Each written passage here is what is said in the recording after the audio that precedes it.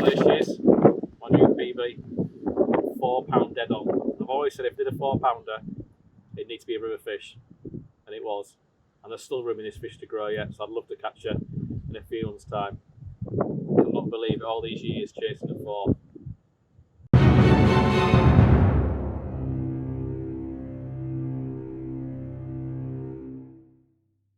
So I'm just going to look back now on a very memorable session that I had, which is a session that almost didn't happen really if I hadn't agreed to go.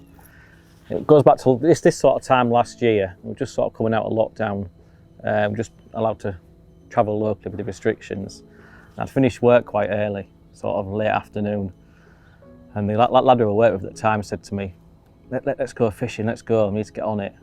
And to start with, I didn't bother. I went, no, I ain't got time now, I ain't got time. And I weren't that bothered about going. But it kept hounding me and I thought, oh, right, okay, I'll go. So we quickly packs up, you know, rushing like you do. Packs the gear up, goes to my house, quickly grabs some stuff. Literally grabbed one rod, you know, a handful of gear. I knew the river had been up at the time, so I grabbed relevant gear for that. So we got here, turned up. The river was just like I expected it. It was just coming down off the flood. The river was quite high up, so I thought, right, we're going to go on the bladed jigs. And I've done well in previous years on the bladed jigs, which is one of the reasons why I took them out with me. Yeah, it was a case of get the gear on. And I thought, with it being pushing through, we'll fish some slacks. Sort of, you know, it's the area I want to target. So I think she made a handful of casts, you know, not many. And I was straight into a perch. It wasn't a monster perch. It's only sort of maybe just over £1, but it nailed the bladed jig. However, as it was coming in, it was absolutely nailed by a big pike.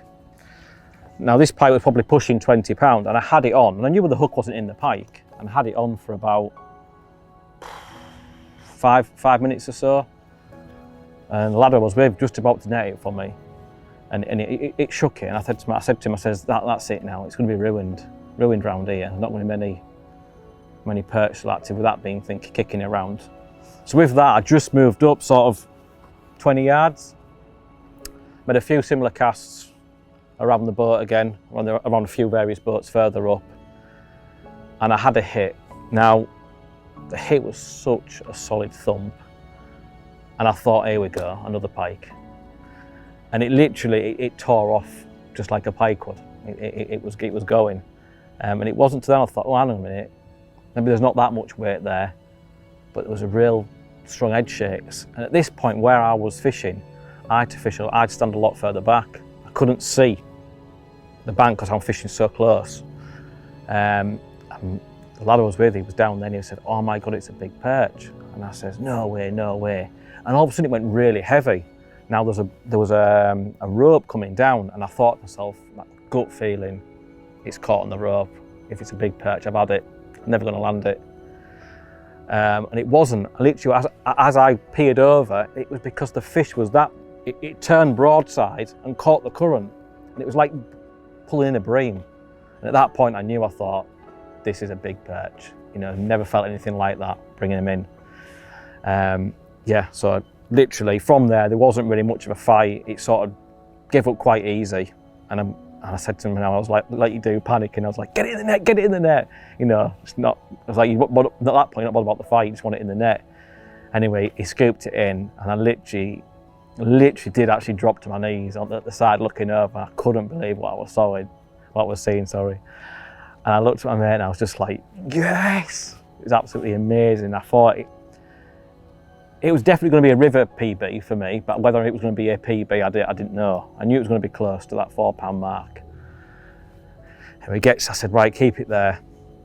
Gets the mat out quickly because we're fishing on a concrete slab. So I got the mat out, lifted the fish up, put it down, and I looked at it and I just thought, Jesus Christ, it literally looked like a small carp. Just the frame was absolutely nothing like I've ever seen. I mean, you see fish in the water and you think they look big, but when they're out on the side, it was something else. So I said to him, right, let's get it unhooked, let's get it weighed straight away. Now I weighed it on a set of digital scales, went straight in it. I just weighed it in the net itself and then deducted the net off. And it weighed exactly 4 pounds. And literally, I thought, that's it, I've done it. And I've always said if I was going to break the 4 pound mark, it had to be off a river. Because to me, rivers are just, I mean, everyone loves a big perch, but a river perch to me is just that little bit more special because it's wild. I know canal fish are wild, but I don't know, it's something about river fish, they look different and they always seem to fight a lot harder. And because to this river I've fished it for many years and it's local to me, it just meant that little bit more than if I'd done it on a venue sort of, 30, 40 mile, 100 mile away. So it was nice to do it off of home water. So we did that anyway, did some picks, and I was in my mind I was thinking, is it 4 pound, is it 4 pounds? Thinking I don't want to cheat myself. And I said, go and get a carrier bag out of the van. I said, I want to weigh this fish not in the net. So I went and got a carrier bag and we weighed it again. I'm glad I did because it was actually 4.1. I deducted it wrong when I did the net. So I got the true weight of the fish and it was 4 pound 1 ounce. So I was, as you do, numerously weighing it, making sure, can I squeeze another ounce out of it?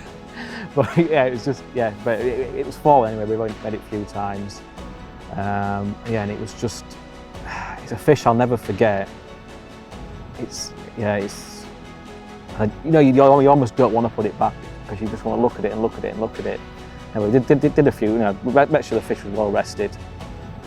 Did a few photos, but the time of year I caught it was like this sort of time last year now, which they're still light, and it had to have room. So that fish at the right time of year was going to be, it's going to be very, a very impressive fish. I mean, hopefully she's still alive and swimming out there, which is why I still do come back to this area, because you just never know. You might get her again, or maybe get her in a few months' time. But yeah, it was. Was it the? I don't know. It was just one of them days. It was a meant to be day. There was nothing else really. That nothing went wrong. It was all like it was in sync. And yeah, it was 10 minutes fishing and a fish of a lifetime in 10 minutes, and that just shows how quickly your day can turn. From if you was out 3 hours with nothing, but you had 10 minutes just moving somewhere else, and that's you can replicate that in another session, and in 10 minutes your day's changed. So yeah, it was a. Did you pack up with that after? Was that it for you? It actually started raining really heavy not long after, and that's the reason why I packed up, because I wasn't bothered. My mindset was, I don't care. Yeah. I don't care if I don't catch another fish. Yeah. It was just I sort of stayed for the lad I was with to try and see if he could drop onto one. I think we did have a handful more, perch, up to sort of a pound. There were nothing crazy. But yeah, I mean, I wasn't bothered. It was just like, that's it. I was done for the season, and I still to this day, I don't think I'll ever beat it. I don't think not off this river. I mean, I've fished this river for, I don't know, 22 years. It's like, and I mean, yeah, not fishing for perch for 22 years, but I've fished heavily for perch probably for 10 years on here.